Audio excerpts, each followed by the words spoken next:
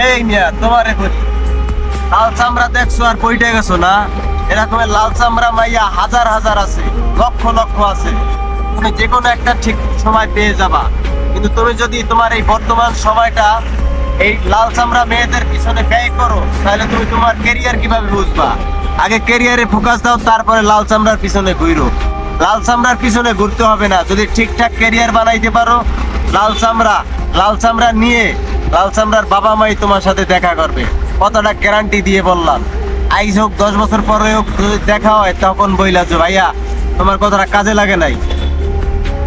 আর তোমরা যদি chocolate boy হও, চুম্মা চাটি মার্কা পোলা ভাই নাও, তাহলে তোমাদের হিসাব আলাদা বাবা। তোমরা মারা খাও, মারা লও, এটা তোমাদের ইচ্ছা। কিন্তু আমার যারা ফাইটার আছো, ফাইটাররা তোমরা সবাই এগিয়ে যাও।